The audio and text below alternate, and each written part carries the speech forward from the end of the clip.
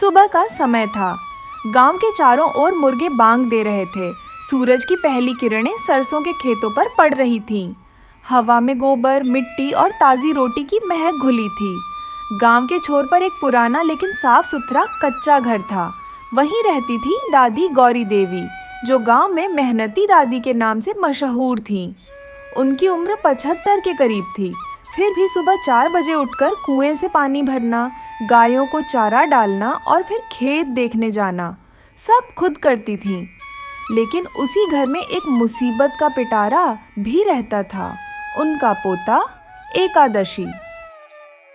एकादशी नाम था। लेकिन काम से उसका कोई लेना देना नहीं था। दिन भर या तो चारपाई पर पड़े रहना, या मोबाइल पर फालतू वीडियो देखना, या गांव के पेड़ के नीचे दोस्तों के साथ ठहाके लगाना, यही उसका रोज का रूटीन था। दादी हर रोज उसे डांटती। अरे एकादशी, कुछ काम भी कर लिया कर बेटा, उम्र निकल जाएगी यूं ही आलस करते करते। एकादशी हंसकर कहता है, दादी, जब ट्रैक्टर है, मशीनें हैं, तो आदमी को क्यों पसीना बहाना चाहिए? एकादशी की बात सुनकर दादी सिर पकड़ लेती। दूसरी तरफ दादी को देखकर गांव वाले भी दादी की तारीफ करते। गौरी देवी तो आज भी जवानों से ज्यादा काम करती हैं। किसी की फसल सूख जाए तो दादी ही मदद को पहुंचती हैं, और किसी की गाय बीमार हो जाए तो दादी ही जड़ी बूटी बना के देती हैं। उधर एकादशी से गांव के बच्चे तक कहते, भैया तुमसे तो हमारी बकरियां भी ज्यादा काम कर लेती हैं। तुम तो दिन भर घर पर पड़े रहते हो। एकादशी खिसियाकर कहता है, कम से कम मैं मोबाइल चलाना जानता हूँ, तुम्हारे पास तो मोबाइल ही नहीं है। एक दिन दादी ने ठान लिया। उन्होंने नाटक खेला। सुबह उठकर बोली, अरे ओ एकादशी, मेरी तबीयत कुछ ठीक नहीं लग रही। खेत में जो काम है वो तू देख ले। आज मैं खेत पर नहीं जा सकती। दादी की बात सुनकर एकादशी बोला, दादी, खेत में तो धूप बहुत होगी, मैं मोबाइल पर खेती सीख लूंगा, आप चिंता मत करो। दादी ये सुनकर गुस्से में भीतर चली जाती है। कुछ देर बाद दादी बाहर आकर एकादशी से कहती हैं, अरे एकादशी, घर में लकड़ियां नहीं है, बिना लकड़ी के खाना नहीं बनेगा, तो तू जंगल जाकर लकड़ियां ले आ। एकादशी मुंह बनाते हुए बोला, जंगल बहुत दूर है दादी, वहां मैं नहीं जा सकता। दादी हल्के गुस्से के साथ बोली, ठीक है, तो आज से रोटी भी नहीं बनेगी। लकड़ी नहीं तो आग नहीं, आग नहीं तो खाना नहीं। सुबह से दोपहर हो गई, दादी ने चूल्हा नहीं जलाया। एकादशी सुबह से भूखा था। दोपहर तक उसके पेट में चूहे कूदने लगे। भूख के मारे वो दादी के पास जाकर बोला, दादी, कुछ तो बना दो, भूख के मारे पेट में चूहे दौड़ रहे हैं। दादी ने शांति से कहा, लकड़ी लाओ तो खाना बनाऊं, बिना लकड़ियों के कैसे बनेगा खाना। भूख ने उसे मजबूर किया। वह पहली बार जंगल की तरफ चला गया। हाथ में कुल्हाड़ी लिए किसी तरह कुछ सूखी लकड़ियां लेकर वो जब लौटा तो दादी उसे देखकर मुस्कुराई। देखो तो, मेरे पोते ने पहली बार कोई काम किया है। तुझे भूख लगी थी ना, अभी खाना बना देती हूँ। खाना बनते ही एकादशी ऐसे खाने लगा जैसे वो 100 साल से भूखा हो। अगले दिन दादी ने एकादशी से कहा, अरे ओ एकादशी, आज खेत में हल जोतना है। मेरी तबीयत कुछ ठीक नहीं है, तो तू आज खेत पर चला जा। दादी की बात सुनकर एकादशी बोला, दादी, मैं हल नहीं जोतूंगा, मैं खेत में ट्रैक्टर से जुताई करवा दूंगा। एकादशी ट्रैक्टर वाले के पास जाकर बोला, रामू भैया, मेरे खेत में अपने ट्रैक्टर से जुताई कर दो।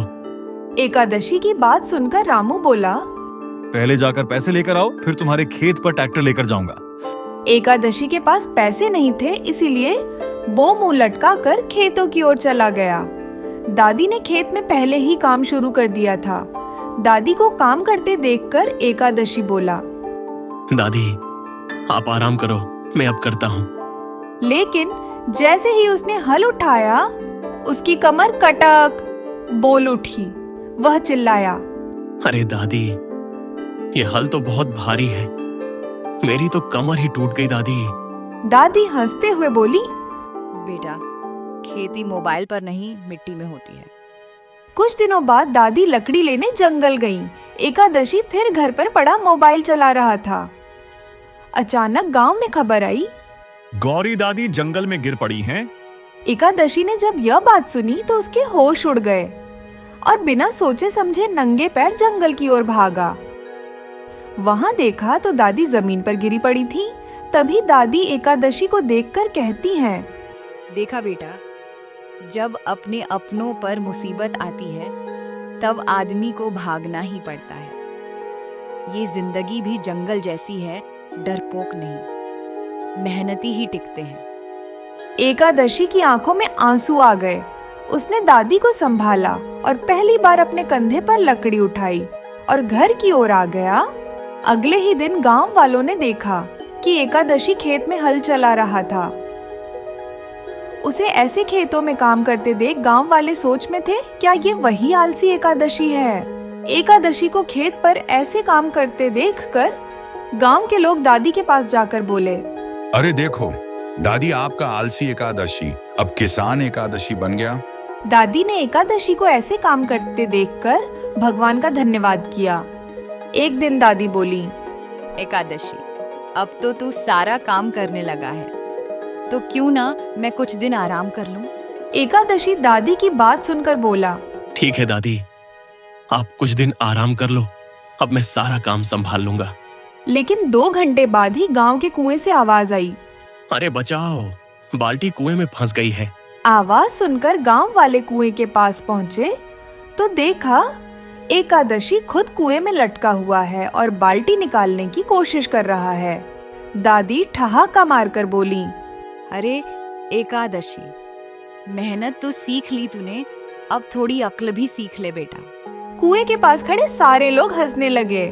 कुछ महीनों बाद वही एकादशी गांव का सबसे मेहनती नौजवान बन गया। वह दूसरों की मदद भी करने लगा और अपने खेत की फसल से गांव के मेले में पुरस्कार जीत लिया। अपने पोते को देखकर दादी हंसते हुए बोलती हैं, मेहनत से ही जीवन में मिठास आती है बेटा, वरना आलस तो इंसान को सड़ा देता है। दादी की बात सुनकर एकादशी बोला, दादी, अब मुझे समझ में आया, मोबाइल से खेती नहीं होती, हाथों से होती है। इतना कहकर एकादशी और दादी घर आ गए और अब एकादशी अपनी दादी से कोई काम नहीं करवाता था। सारा काम वो अकेले करता था।